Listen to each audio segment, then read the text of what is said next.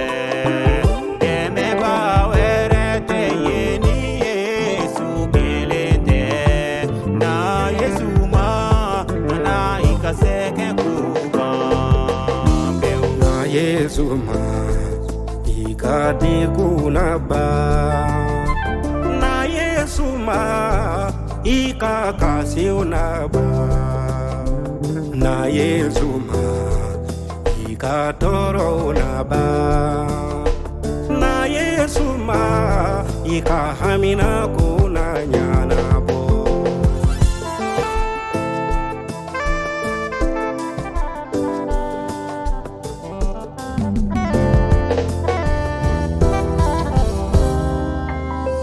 Angala be a Yesu ma kono do jangute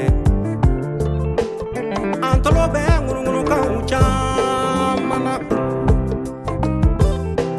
kele ko ngunu ka ucha mana kali anya bi kele ko ucha mana ima ye fie bana ucha yarao ni me tamasio yede. Angala be ka Yesu ma kono do jangute